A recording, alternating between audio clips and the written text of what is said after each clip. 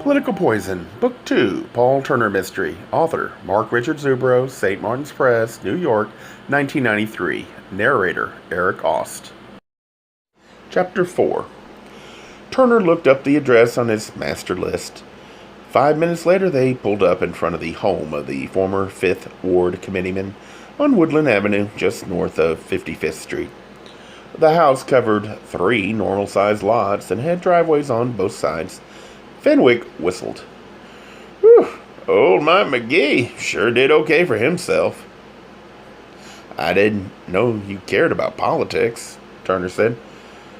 "Usually I couldn't give a shit what these politicians do," Fenwick said. "But everybody knew Mike McGee. I grew up on the southwest side, hearing stories about the fights he won for the little guy." Turner sighed. "We never heard much about him on the near west side. Chicago neighborhoods tended to be tremendously insular. Denizens of ethnic or racial enclaves, not your own, were at best totally ignored, at worst outright enemies. McGee, as committeeman, would be less well known than the alderman, but possibly more powerful. The alderman was simply a legislative representative with set duties. The committeeman was an unpaid party representative who controlled patronage.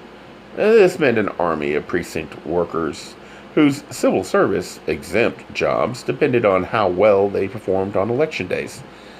No law gave the committeemen such power over jobs, but custom and the Democratic Party did. Being both alderman and committeeman was the ultimate combination. As they walked up to the front porch, they saw a lamp shining in the front room. The light gleamed off rows of books and floor-to-ceiling bookcases. Fenwick punched the doorbell. Turner heard soft, distant chimes. A young woman answered the door and looked at them curiously. They showed her their identification, and the light spilling from the interior, she examined each star carefully. Finally satisfied, she lit them into a dimly lit front hall. Turner thought she looked to be about 30, slender and blonde, with tortoise-shell glasses and a grave smile. He explained why they'd come. She spoke softly. "I take care of my grandfather. He's not well, and he is usually asleep in his chair by this time. I'll see if I can wake him." She walked down the hallway, opened a door, light streamed out for a moment. Darkness returned as she moved into the room and shut the door. "Hot stuff," Fenwick whispered. "Attractive, but not my type," Turner whispered back. He examined his surroundings. They were in a foyer with a coat and hat rack. Dark wood paneling ran halfway up to the ceiling. Light yellow wallpaper with a repeating dark green ivy pattern covered the top half of the entry room walls. The door reopened. The woman reappeared. You didn't hear her footfalls on the thick, dark green carpet. She said, "He'll see you for a while. He gets tired very easily." She ushered them into the room she'd returned from. "Bring them here, Molly," the old voice rasped and crackled. They entered the room with the bookcases they'd seen lit from outside. Mike McGee wore a gray suit, white shirt, and green tie, all neatly pulled together as if he might leave in a few moments for a day at the office. But he also had a shawl around his shoulders and another around his knees, as he sat in an overstuffed chair with his feet flat on the floor. A 10-inch television screen near the man's elbow showed a press conference. Mike McGee made a shushing motion and hunched a little closer to the picture. Turner listened and watched. On the screen, a gaggle of aldermen stood in front of a bank of microphones. Each of the city's representatives in turn made angry denunciations of the mayor and the police while demanding bodyguards and 24-hour protection for themselves. Turner swallowed his annoyance. Each theatrical display like that only added pressure to the cops, but never helped solve a case. McGee waited until the segment was over, then shut off the television and leaned back. Molly McGee stood next to her grandfather, one hand on the back of the chair, the other resting on her hip, not defiant, but definitely protective. "Tell me when you want them to leave, grandfather," she said. He smiled up at her, touched her hand gently. You bring us some tea, Molly. These gentlemen are here to discuss murder." She looked doubtful, but after a moment complied with the old man's wishes. Turner gazed at Mike McGee's face. He knew he was gazing at a Chicago institution. McGee had begun as committeeman of the 5th Ward just after Anton Cermak got elected mayor. He'd survived the wars and revolutions in the Cook County Democratic Party until Gideon Giles came along. Finally retired, a grand old man of the party, revered in a few corners, but no longer feared, certainly not consulted. Turner had never seen so many freckles on a human countenance. Over and around the sunken flesh and mottled crevices, a blizzard of freckles shone brightly. His clothes seemed a little large on him, and Turner guessed McGee might have been somewhat stout at one time. Now he seemed to be shrunken with years. "I expected you're here before this," McGee said. The old voice might crack with age. But Turner heard steel and firmness underneath. This was a man used to giving orders and being obeyed. "We were wondering if you could give us any information that might help," Turner said. "I know everybody's dirty little secrets," McGee said. "I know everything." McGee insisted that they pull up green leather armchairs to form a circle around a marble-topped coffee table, inlaid in its center with a map of Ireland. Molly McGee laid out a tea service, a silver pot, small sandwiches, cookies that looked home-baked, dark green mugs all on a mirror surface tray. Turner sipped from his cup of tea and placed it on a cocktail table with a dark green lace doily. He glanced at Fenwick. He noted his partner trying to conceal his normal cynicism. Molly resumed her place, standing by her grandfather's side. "Now, boys," he began. The remnants of the Irish brogue made the soft voice soothing and melodious. "Now, boys," McGee reiterated, "I've got stories I could tell you that would turn the hair on your head gray. I know everything about the real politics of this city." He chuckled softly. "Sir," Fenwick said, "we hoped you could tell us something about Gideon Giles." "A lowlife, a bum, not worth the spit to shine a beggar's shoes." "He ousted you as committeeman," Turner said. "No, he didn't. No, he didn't. Not by a long shot." "Grandfather," Molly soothed. Patting his shoulder gently, he brushed off her hand. As he attempted to stand, the shawl on his knee slipped to the floor. He fell back in frustration a moment later, a pang of agony shooting across his face. But he wouldn't accept Molly's arm as help. He shook his fist at Turner. "That bastard wasn't worthy to clean my mother's toilets." You mean he didn't have the right to run against you?" Fenwick said. Mike McGee glared at Fenwick. "He had every right. He just never should have won," Fenwick said. "The Liberals ran you out of office even after years of running a tight ship." "I'm one of the Liberals, you young fool." McGee shook a withered and trembling finger at Fenwick. "This is a good ward. Tough politics. Should have had a black alderman years ago, but I gave everybody in this ward good service. Black, white, rich, poor, everybody. That idiot Giles thought I was too old. I didn't take him seriously. A professor from the university? What did he know about politics? Bastard stole the election." Again, McGee tried to rise, and this time, despite the pain, managed it. He rested a hand on the back of an armchair. Molly said, "Grandfather," and reached to help him. He waved her away. The woman said to the police, "Surely you don't believe my grandfather walked all the way to the university, up numerous flights of stairs, and murdered this man? People would recognize him. Certainly someone would have reported seeing him. We just want information, Turner said. That's all right, Molly. Let them ask. I don't understand about the election, Turner said. Were you referring to when he became committeeman or alderman? Both, the old man sighed. I didn't take him seriously when he ran for alderman in the first primary. He lost. 4 years later, he tried again. I should have paid more attention. He won that election. I thought I was ready for him 2 years ago, but he managed to steal the ward from under me. How did he do that?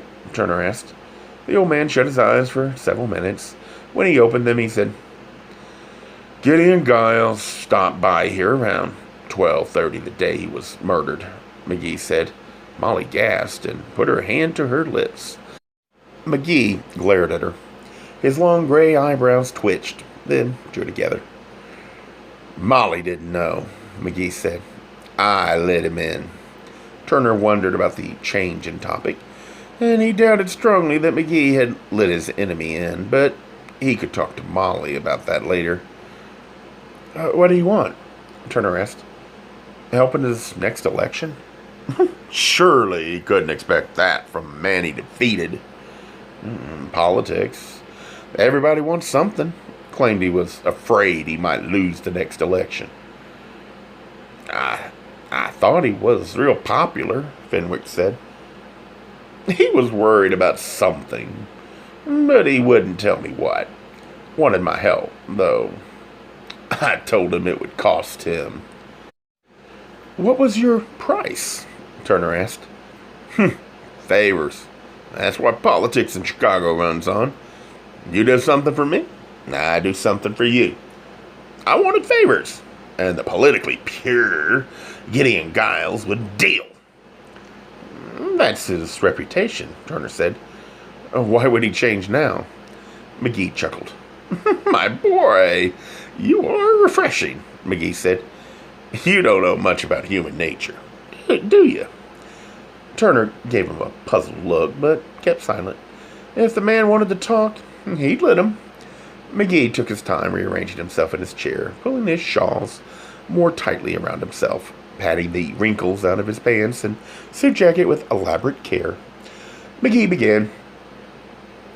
He sold his soul to someone, and then lowered his voice to continue. And that bothered the saintly Mr. Giles. He wanted out of the deal he made with the devil. But whoever the devil's representative was this time wasn't going to let him out of the contract. He sold his soul, and he came crawling to me for help and forgiveness. The old man again shut his eyes for a few minutes. He pulled in several deep breaths. Turner felt the dimly lit old room gather oppressively close around him. He glanced at Fenwick. His partner tried concealing an irritated glare. Turner looked at Molly, now standing several feet from her grandfather. She had her arms folded across her chest. Did he say who he was afraid of, or what deal he wanted to get out of? Turner asked. No, I threw him out, McGee laughed. You see, young man, I wanted revenge. I believe in revenge. I watched that young man sweat and squirm because his conscience was torturing him. I didn't kill him. I wanted him to live a long and miserable life, knowing he sold out, just like all the people he's made a life out of, criticizing. I hope he's rotten in hell. We were told you might have been siphoning off campaign funds for personal use. Turner said that Giles threatened you with it, and that's when he ran against you. Lies, the old man said. Silly rumors, repeated by people who don't know anything about politics. You can look up every financial record or statement of mine. I never took a dime. They left a few minutes later without learning anything further. It was late, and Turner simply wanted to get home. In the car, their radio crackled to life. Turner responded. The nasal voice of the dispatcher informed them that they were wanted at Riken's house. What's up? Turner asked. Don't know. I'm supposed to tell you to get over there. They returned to the Dearborn Park condominium complex. Outside, they saw a blue and white cop car, an unmarked Plymouth, and the white van with Chicago Crime Lab printed on the side. In the front room of the condo, a row of windows filled with the velvet night of early spring faced east. Lining one wall was motion modular furniture in natural textures, with blue, beige, and mauve accent pillows. A large screen television filled another wall, a painting of a pale yellow flower surrounded by gauzy white background hung over on the third wall. The fourth end led into a kitchen, a cereal bowl with a remnant of milk in the bottom, and a glass with a residue of orange juice rested in the sink. A young cop near the refrigerator pointed toward a hallway. Wading through the bustle of the working cops from the crime lab, Turner made his way into a bedroom. There he found Joe Roosevelt and Judy Wilson, two other detectives from Area 10. A smashed mirror leaned at a 45-degree angle against one wall. Two halves of a trophy lay on the floor. Shards of glass covered large areas of the floor and bed. What happened? Turner asked. Wilson pointed to a spot on the floor on the opposite side of the room. Turner craned his neck at a beefy crime lab tech. In the middle of a multi-hued throw rug was a dark, ugly stain, larger around than a basketball. Oh, where's Riken? Turner asked. Tail lost him. Around 7, Wilson said. He went back to district headquarters. Should have come here. Neighbors called half an hour ago. Said they heard a violent quarrel. Lots of smashing glass. We got the call and hurried over. Knew he was the guy you were looking for. Door was standing open when we got here. Nobody around. You'll see faint traces of blood between here and the door. We already have people checking the hospital to see if he showed up for treatment, Roosevelt said, while evidence technicians swarmed around them. Turner gave Roosevelt and Wilson the highlights of what they found out that day. Roosevelt and Wilson had been detectives since the year 1. Joe Roosevelt, red-nosed with short, brush-cut gray hair and bad teeth, and Judy Wilson, an African-American woman with a pleasant smile, had a well-deserved reputation as one of the most successful pairs of detectives on the force. This has got to be connected, Wilson said. Turner nodded. Yeah, but I don't know how. I hate coincidences, Roosevelt said. Too close together. Happening so soon after Giles gets it, got to mean something. And anything preliminary on the scene here? Turner asked. No sign of a forced entry, Roosevelt said. Must have known the attacker. He had confidence enough to let him in. We don't know if anything is missing. Lots to find out. The four nodded agreement. They worked out a method of sharing information and dividing up people to interview. Since Fenwick and Turner had started on the political people, they would continue with them. Wilson and Roosevelt would concentrate on Riken's family, friends, and neighbors, not connected to Gideon Giles and politics. At the station, Turner turned in his radio at the equipment room and walked toward his desk. Sergeant Poindexter cornered him near the coffee machine. Gotta get something on this case. Can't have an alderman getting shot and now his campaign manager missing under suspicious circumstances. Turner wanted to tell him to give it a rest, but the guy was his superior officer. Turner gave a brief rundown of their activities. We need results, Poindexter said. Turner managed to escape from Poindexter after 15 minutes. He glanced at his watch. Almost midnight. He felt frustrated. Investigating all the politics of the murder, he wanted information, and he knew where he could probably get it. At his desk, he dialed Ian Hume. He knew Ian would be awake at this hour. His friend seldom retired before 2 or 3 in the morning. Ian Hume was the star reporter for the city's gay newspaper, the Gay Tribune. 3 years ago, he'd won the Pulitzer Prize for investigative journalism for his expose of the medical establishment's price fixing for AIDS drugs. Turner and Hume had gone through the police academy together and had been assigned the same district as beat cops. They'd come to respect and like each other. Ian had gotten fed up with the bureaucracy and also decided to come out sexually. He quit the department to work full-time as a reporter. They had been lovers for a brief time after Turner's wife died. Now, they were occasionally of some help to each other on cases. Ian answered by saying, "I'm on my way out the door. If this isn't sexy and interested, hang up." Turner explained what he needed. Ian said, "I don't have the kind of connections that would give me real dirt on City Hall types." "How about Marianne Elliott?" Turner asked. Marianne Elliott, born to Southwest Side, working-class Irish parents, now representing the upscale Lakefront 43rd Ward, the first openly lesbian candidate elected to the city council. She'd worked her way up through the regular Democratic organization, spent years ringing doorbells, getting out the vote, and carrying her precinct.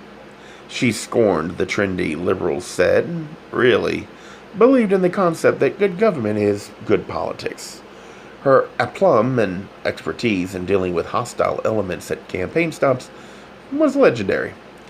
The last fundamentalist preacher who attended one of her rallies left with welts on his ego and holes in his spirituality.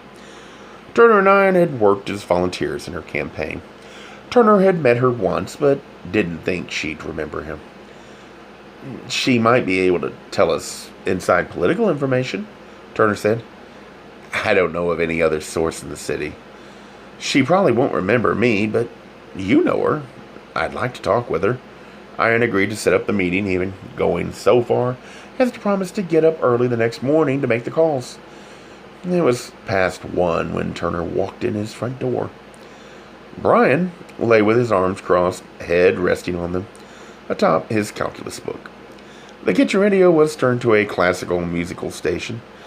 Brian usually listened to incomprehensible rock music while he did his homework. But calculus drove him nuts, and one evening, in a vain attempt to find a soothing break from wrestling with higher math while scanning through the FM band, he discovered a Brahms symphony. Brian refused to admit he liked the music, just said he found it restful at these difficult times. Paul shook him gently. "You need to get to bed." "What time is it?" Brian rubbed his fist against his eyes. "Late," Paul said. Brian stumbled up the stairs. Paul looked in on Jeff. Tired as he was, he sat on the edge of his younger son's bed and watched him sleep before hugging him gently and going up to his own room. Next morning, Turner strode in seconds before a roll call. After the morning folderol with the watch commander and duty sergeant, the Area 10 commander called Turner, Fenwick, Randy Carruthers, and Harold Rodriguez into his office. The commander said, "It's been 3 days. I have no results to show anybody. Normally, I can handle the pressure, but this is the worst I've ever seen. I've got someone here from 11th and State just to answer calls from the media. I need to know what's going on." The lack of his usual mild and calm demeanor confirmed to Turner that the commander must be under enormous pressure. Turner filled the group in on what they'd done since the murder. He finished, "We've got too many suspects," Carruthers said. "Giles knew a zillion people. We've got even more to grill today." Carruthers still used words like grill. Turner often thought he must have learned how to be a cop from watching old gangster movies. Turner managed to convince the commander that Carruthers should interview all the major political contributors and heads of all the liberal reform operations. These had to be covered on the unlikely chance one of them knew something. Turner got Laura Giles on the phone the first time he called. She said she'd been at a friend's the night before. Turner asked her about meeting Gideon Giles the day before for lunch. She sounded as if she were holding back tears, and she said, It was the last time we had lunch together. We did it once in a while. No, she hadn't gone up to the English office. They'd run over to the Medici restaurant in Harper Court. Turner knew that so far the beat cops doing the secondary interviews of all the people who worked in the building hadn't found anyone who saw Mrs. Giles in the English department anytime Monday or Tuesday until after the murder. Fenwick drove at his usual maniacal pace through the city streets. He took Balboa over to Lakeshore Drive. Turner had called Ian immediately after roll call. Ian had set up the appointment with Marianne Elliott at Ann Souther's restaurant on the north side, and the reporter requested to be in on it. Turner promised his friend he'd give him a full report later, but didn't think it appropriate for him to be present at this time. Fenwick pulled off the drive at Belmont and drove the few blocks to the restaurant. They parked illegally under the L tracks and strode over. Turner recognized Elliot, although she didn't remember him from the campaign. Having already eaten breakfast with his sons, Turner ordered black coffee. Fenwick slathered several cinnamon rolls with mounds of butter. The alderman drank black coffee and ordered a plate of fresh fruit. Marianne Elliott was a slender woman with brown hair cut short. She draped a beige cloth overcoat over the back of her chair. Elliot placed her manicured hands around her coffee cup, expressed concern about the difficulty of the case they were working on. Their food arrived promptly. Turner and Fenwick ate and drank, while Elliot continued. She pointed at Turner. Ian said I should trust you. I looked up our campaign records. You did good work in the election. Stuffed a few envelopes, Turner said. He told her that they wanted as much background as she could give them on Gideon Giles and his political career. The Fifth Ward is different, she said. She gave them a brief history of the ward before being annexed to Chicago in various stages in the 19th century. The Hyde Park area of the ward was a well-to-do suburb. A major reason for its history of unconventional politics came from the prodigious influence of the University of Chicago. The ward had a long tradition of liberal, independent aldermen. Getting votes for the machine candidate in the Fifth Ward can be difficult. What about having a Democratic Party committeeman? Fenwick asked. The party managed to keep its thumb on the real power. The aldermen could do what they wanted. Party politics at the precinct level was another matter. The party's control wasn't as great in the Fifth Ward as in other places, but it was still there. What about the election when Gideon Giles ousted Mike McGee? Turner asked. Mike McGee? She spoke the name wistfully, almost sadly. I grew up on stories about Mike McGee. He was one of the most loved and hated men in my house. We had regular arguments about him. One time my dad banished my older brother and sister for 3 months for speaking well of him. My dad had his loyalties, and he thought his kids should share them. What were the arguments about? Turner asked. Some of it was class-related. McGee was lace curtain Irish. We were dirt poor back of the yards. He was also a liberal. He'd opposed the mayor at critical times. Even criticized the first mayor, Daley. My father idolized Dick Daley. In the 60s, my dad thought the only thing standing between revolution and anarchy was Richard J. Daley. My dad saw the criticism as betrayal. What about yourself? Turner asked. How did you see him? I thought McGee was an opportunistic politician, like most aldermen, ready to make a buck or a deal. I've never understood him. Elliot herself had gotten a job and put herself through law school, then slaved in Democratic precinct politics for a long time. She moved to the 43rd when she realized she'd never get higher up in the patriarchal politics of the Southwest Side. She wasn't bitter about that. I understand the people and sympathize with many of their causes. I believe that all politics is local. Pick up the garbage, get them city services in a timely way, keep the potholes filled. My dad's connections got me started in the 43rd after the 1991 remap. The 43rd ward opened up. I ran and won. How well did you know Giles? Turner asked. Not very well. I found him offensive. For him, everything had to be shrill. Had to be on fast forward. Had to be now. He had no sense of compromise. Worse, he didn't have a good sense of what the ward needed. You can cater to the shrill social welfare crowd only for so long. People in his ward went without because he was an idiot. What about beating McGee for committeeman? What happened there? Turner asked. You can have two stories. The current political wisdom, or the Irish grapevine. I'll take both, Turner said.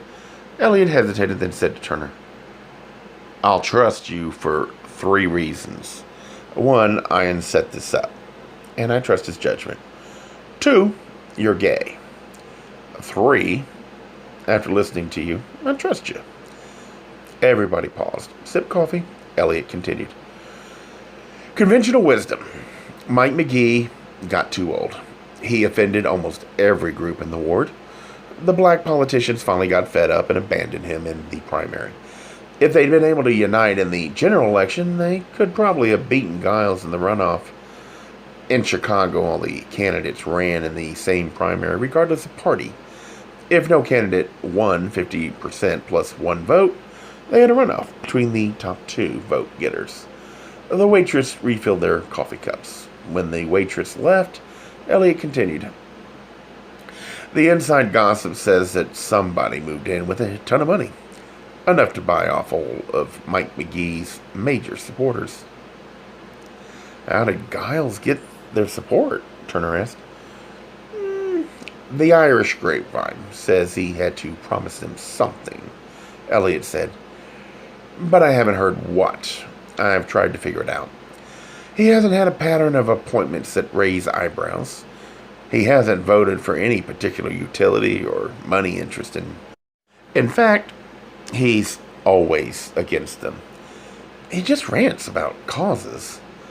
I figure there's got to be a pattern somewhere. It just hasn't been discovered yet.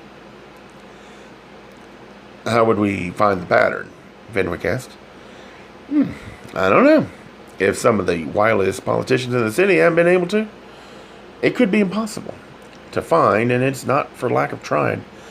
I've heard several aldermen and the mayor's office have had squads of people digging to find his source of money. So, the guy's very clever, Fenwick said. Maybe. There's nothing to find, Turner said. Got to be, Elliot said. The idea that somebody got paid off is too current to be totally false. Who could we ask about it? Turner asked. My father, Elliot said. Turner looked at her over a cup of coffee and raised a quizzical eyebrow. Yeah, he has trouble with my being a lesbian. He's also secretly very proud of what I've accomplished. All the other kids in the family have dead-end city jobs. I'm the only one who made a name. He might be able to give you a lead or 2. She used the payphone to set up the appointment. She came back to the table. My father's officially retired, but you'll find him in the ward office. Can't keep him away and can't shut him up. Be careful, or he'll tell you a million stories of his wild Irish youth in the heart of Chicago's South Side. They thanked her and left. Fenwick and Turner took Lakeshore Drive to the Stevenson Expressway to the Dan Ryan. Chicago expressways had generally understandable monikers named for reasonably famous politicians. The Eisenhower, the Kennedy, the Stevenson, and then there was the Dan Ryan. Everybody knew who the first 3 people were. Nobody knew who Dan Ryan was or how he got an expressway named after him. Old Dan was a relatively obscure party functionary, son of an obscure party functionary. Nothing like loyalty to the old Chicago machine to get you immortalized in concrete. They took 35th Street past the new Comiskey Park and turned south on Halstead to Exchange. This was the mayor's ward. The 11th, They passed frame houses and brick bungalows and numerous aging Roman Catholic churches. The neighborhood came about in the 1830s when Irish immigrants arrived to help construct the Illinois-Michigan Canal. They built houses south of the Chicago River. In those days, it was often referred to as Cabbage Patch because residents grew cabbage in their gardens. The name changed to Bridgeport because a bridge across the river at Ashland Avenue was too low for barges to pass under. Traders would unload on one side of the bridge and then reload their materials on the other. Perhaps the most famous part of the neighborhood was the old stockyards. The Union stockyards came from a merger in 1865 of many smaller companies. For years, vast herds of cattle, sheep, and pigs set off a memorable stench as they came there to be slaughtered. The ward office turned out to be an unprepossessing one-story brick building. They walked up to the front counter. People strode about a 20 by 30 room with purpose in their steps. Some sat at computer terminals, quietly typing. Ringing phones were answered promptly in soft voices. A smiley young woman greeted them cheerfully. She took them to a corner room in the rear of the office. A man behind a large desk rose to greet them. He was immense, tall as well as broad, with white hair and a red face. But when he spoke, it was with a soft Irish burr. Brendan Elliott smiled at them.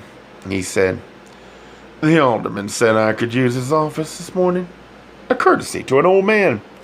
My daughter spoke most highly of you." Turner and Fenwick sat in two comfortable leather chairs facing the old man, who sat in a high-back swivel rocker. The walls were covered with sports bric-a-brac related to the White Sox. Crammed amid the jock heroes were photos of the mayor and the alderman, with various politicians and pictures of the alderman with his family. While Turner was sure Marianne had told her father the purpose of their visit, he went over it again. "Gideon Giles," Elliot murmured when Turner finished. "A man who could have done a lot for the people of this ward or the city. Never knew how to get things done or get along." Turner said, "We were wondering about his race with Mike McGee. How did Giles manage to win?" At the name of McGee, Brendan Elliott's face turned nearly purple, but his voice remained soft. He said, "Mike McGee was a traitor. His lace curtain ways." The sneer in his voice left them no doubt that lace curtain was a bad thing to be. He told them of how the lace curtain Irish were those who got enough money and moved out of the 11th to the 19th Ward, the Morgan Park and Beverly areas. For years, those fools fought us for control of the city. They used to call them the Irish turkeys of Beverly. They lost every time they tried to beat us. "But McGee was in the 5th Ward," Fenwick said. "The man was odd. Never knew what was good for him. His family moved out of the old neighborhood. But old Mike was a bit of the rebel, even then." "Did you know how he graduated? Summa cum laude from the University of Chicago?" "Took a lot of money. He had to work very hard. I thought he was better than the rest of us. That independent streak went over real well with all the pointy heads in the neighborhood. We knew him for what he was. Shanty Irish, trying to thumb his nose at the rest of us. That's why he opposed the mayor when he did. Wanted to cause trouble. I bet he never believed in one of the causes he fought for, or against." "How could Giles have beaten him?" Turner asked. "Money. Lots of it." "From where?" Turner asked. Elliot shrugged. Somebody had to cut a deal with the other politicians in the ward. Mike McGee had that ward under his belt. He never should have lost." "Who could tell us where the money came from, and who made the deals?" Turner asked. The old Irishman smiled. Turner's cop instincts told him a lie was coming. What he got was an enormous evasion. Somehow, Elliot managed to tell them a 15-minute story about his boyhood without revealing another thing about Chicago politics. In the car, Fenwick said, "Charming old liar," Turner said. "Storyteller is more polite. I think we should at least try the other politicians in the ward. If they abandon McGee, they might at least tell us why. In this city, getting the truth out of anybody in ward politics is going to be tough." "Let's try." They stopped at Area 10 headquarters. Carruthers and Rodriguez weren't around. No one had any other news on the case. None of the other detectives in the area. 10 knew enough about Fifth Ward politics to help them find out who had the real power. They called the Prairie Avenue Police District, which included Hyde Park. An old buddy of Fenwick's was a sergeant. Fenwick talked to him for 15 minutes, scribbling an occasional note. Fenwick hung up and said, "I got it."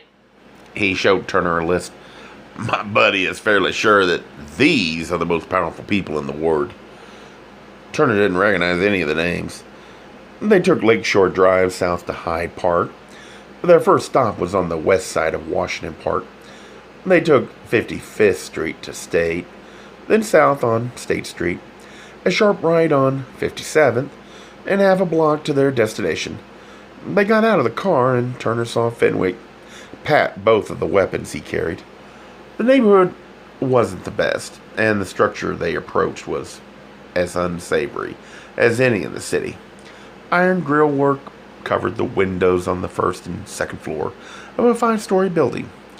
The windows within the grillwork had been covered from the inside with uneven boards. Graffiti ran along the grained cement brick facing.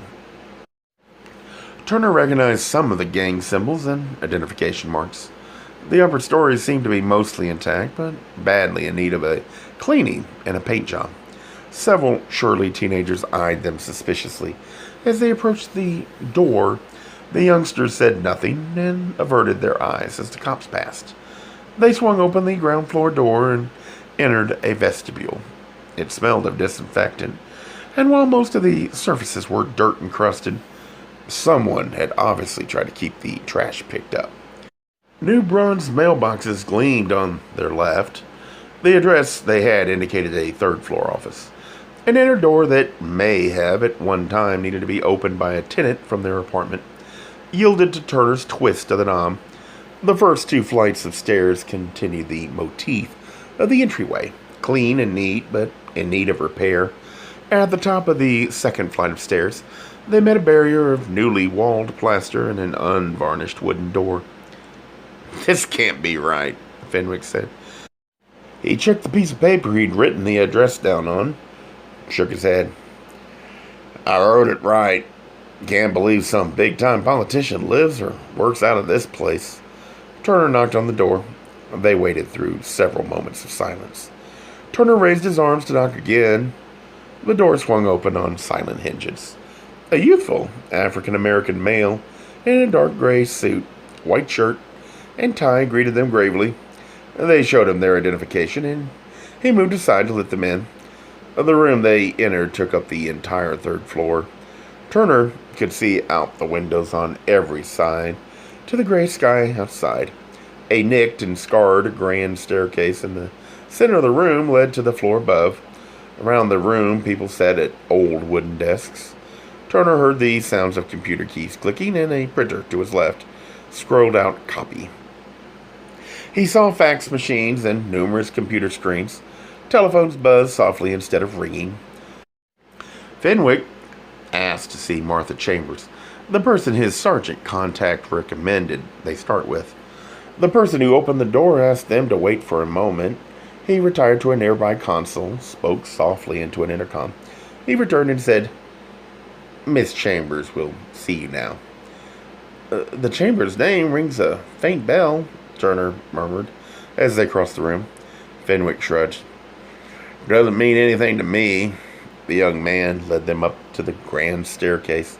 For all the modernity Turner saw around the room, he was struck by a sense of age and permanence. Luxurious Persian area rugs around the room were old and discolored, prints of early Chicago. One a sketch of Fort Dearborn, were faded in their frames. Up the staircase, they found a hallway lined with a rose-colored carpet, and with enclosed offices both to left and right. Turner caught glimpses of well-dressed men and women going about their tasks. At the end of the corridor, the young man opened a solid oak door.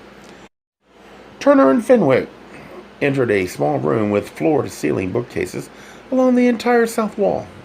A window opened to the west. A large map of the city covered the center of the north wall. In the middle of the room, two faded velour couches faced each other.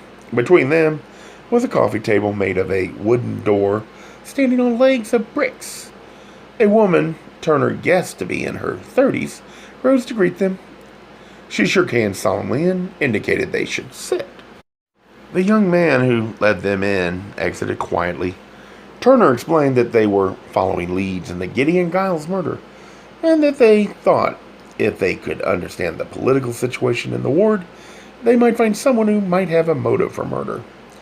Martha Chambers wore a gray blazer, matching skirt, and white blouse. She nodded gravely and spoke quietly. "I'm not sure how my small business here can help you." The two detectives sat on the couch, facing the window. Miss Chambers sat on the other. Turner said, "We understand that powerful political forces pulled out on Mike McGee. We'd like to know why." "Did you ask Mr. McGee?" she asked. "He's old, and I think out of touch," Turner said. "Your analysis is correct," she said. "But why come to me? I'm not a politician." "A contact gave us your name," Fenwick said. She smiled. "If you had called, I could have saved you a visit. I have a small business here that has been doing work in the African American community since my great-grandfather was elected alderman in 1920. He was one of the first African American aldermen in the city. We provide services to those in need: daycare, jobs, housing." "Do you know who might have enough power to sabotage Mike McGee?" Turner asked. "Sabotage?" she asked. "He simply lost an election." Fenwick said, "Yes, ma'am, but we're trying to find out why." "Because his opponent got more votes." Her smile took some of the sting from the comment. Turner said, "We understand that. We need to check to see if there is a political motive for his murder." She said, "I'm sorry. We have no political connection. I suggest you try the mayor's office. That's where the political power is in this city. Not in my small business here." As they descended the stairs to the outside door, Fenwick said, "This may all look old and outdated, but I bet that woman has more say in this ward than half the politicians. I wonder what's in the rest of this building. It can't just be her little business. I'm suspicious." Turn aside. "We'll have to research it when we get back to the station." They grabbed some lunch, and then for the next 3 hours, they drove around the ward, visiting a liquor store, an illegal betting parlor, a dry cleaner's, and a rib joint, all of whose owners they found on the list of movers and shakers in the ward. At 2 of them, they didn't find the owners, and the others repeated Martha Chambers' words that McGee lost because he was out of touch with his ward, but that none of them had enough connection or power to cause him to lose. "Double fuck," Fenwick said as they drove north on Martin Luther King Drive back to the station. "They were lying," Fenwick said. "I can feel it." "What we need is an inside connection in the mayor's office," Turner said. "Do we know a cop who has access?" "I don't," Turner said. "Depends on how bad people really want this case solved. We could ask the commander when we get back." At Area 10 headquarters, they talked to uniformed officers, checking the backgrounds of all the people connected with Giles' campaign staff, everyone connected with Giles' private life, anyone who knew Frank Riken. They'd given them a cramped section of a 4th floor storage area for the team working on the case. Turner sat on a pile of cardboard boxes as he talked to the senior staff officers working the computer checks and phone calls. Fenwick went in search of the commander to find a contact in the mayor's office. Turner asked what they had so far.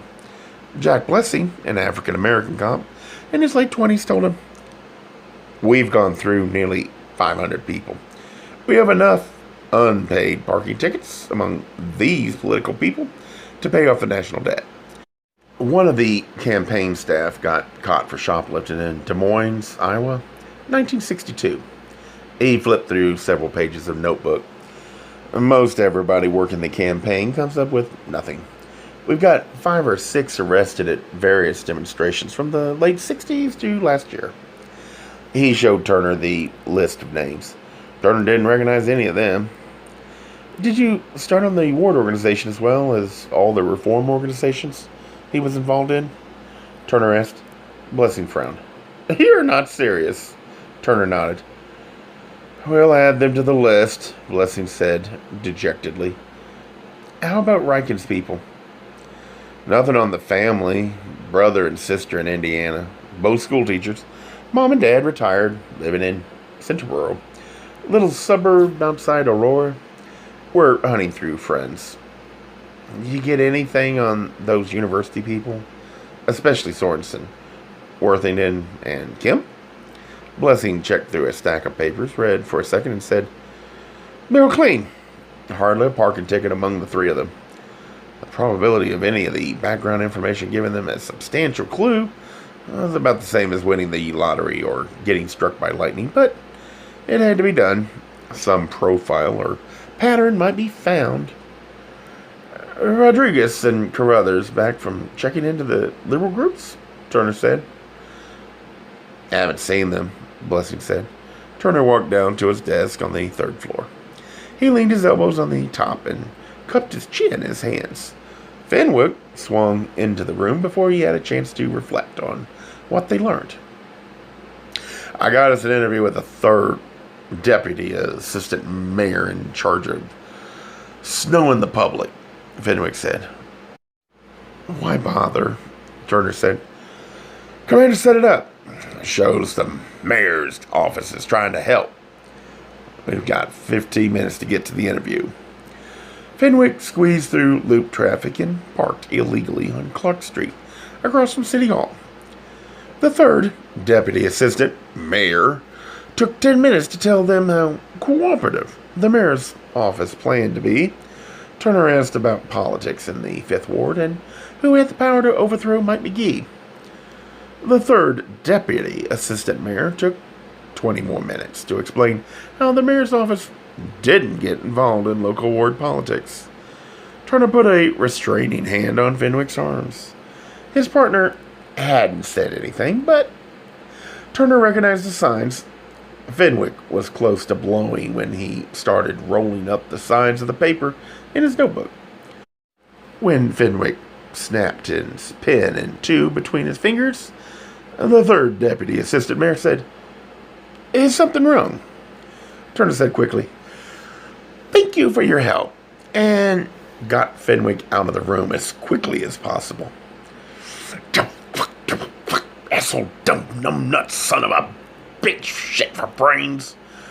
Fenwick raged through the outer offices, all the way to the car. Numerous office workers and then pedestrians stared after him. In the car, Turner said, "Did the commander explain why we needed to talk to this particular guy?" "Huh?" Fenwick said. "You were sitting there when the commander called." Fenwick nodded. "Did he tell the guy on the other end that we thought ward politics might be the motivation for the murder?"